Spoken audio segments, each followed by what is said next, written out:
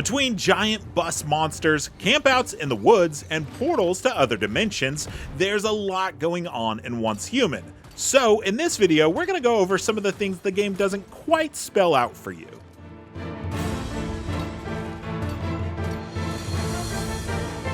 Crafting in Once Human involves many different materials, which means you'll spend a lot of time tracking them down.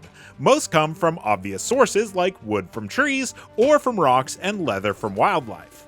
Others have to be harvested from broken down junk, and that is where things get a little trickier.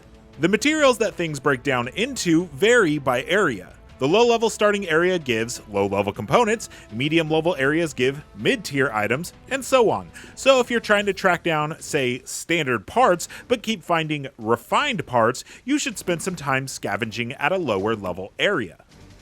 Early on, you're given access to a motorcycle. This sweet ride can be summoned instantaneously and is often the best way to get around. Make sure you construct a garage as soon as you can. You will need this to repair and upgrade your motorcycle. Fuel is also a limited resource. There are two primary ways to get more. First, you can scavenge it from abandoned cars, especially those on the side of the road. Check around the trunk to see if they have fuel that you can take.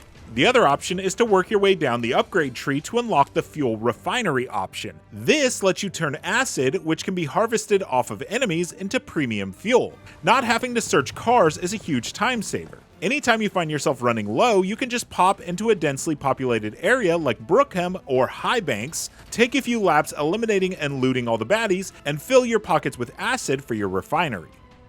Deviations are like the Pokemon of Once Human. Once captured, they can be thrown out to aid you in battle, or can do chores at your base like harvesting ore while you are out on your adventures.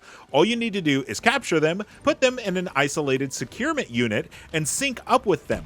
Only one can accompany you in battle, but as long as you can make containers and keep your other deviations happy, they can keep working at your base while you're away. We'd recommend utilizing the Digby Boy and the Logging Beaver, who will gather ore and wood for you, respectively. Every time you visit a new area, you'll get a short list of goals to complete, like killing certain enemies or activating rift anchors. The big prize each time is the mystical crates. Those often contain the best loot, and they can be tough to track down if you don't know where to look. The best way to find these mystical crates is to survey the area and look for the biggest, tallest, or most distinct building. That means checking in places like this church steeple or at the top of this industrial plant. Whatever the most important looking building is, that's almost certainly going to be where you find the mystical crate. You can also find the specific mystical crate locations quickly using our written guide over on IGN.com. As you explore what remains of the world in Once Human, your sanity slowly degrades. That's represented by the purple area that slowly moves over your health bar. Not only does this decrease your health, but when it crosses the midpoint, it will also cause you to take on whims, a randomized mix of buffs and debuffs that can do things like make you swim faster, but also dehydrate more quickly, or make you sprint faster with certain injuries. Areas with high pollution decrease your sanity more quickly. The easiest way to restore your sanity is simple. Just sleep it off. Resting in your bed restores your health and can remove any sanity degradation. You get the blueprint for the bed by unlocking the basic furniture 1 node in your mimetic upgrade tree. Major construction projects require a lot of materials, and those can get heavy. Fortunately, there is no need to fill your pockets with logs and rocks all of the time, thanks to the way storage works. Once you unlock the basic storage upgrade, you can create storage crates for your equipment. It's a handy way to keep things organized and, most importantly, anything in your storage is accessible while you are building or crafting in your base.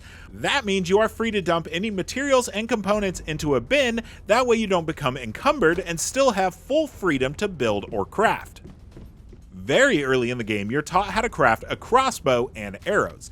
This is a weapon you should maintain and keep on you permanently. The arrows hit hard and are very accurate, making this a great early game option for sniping weak areas. The thing that makes the crossbow really stand out, though, is the retrievable arrow. You can harvest the arrows from fallen enemies, giving you a nearly endless supply.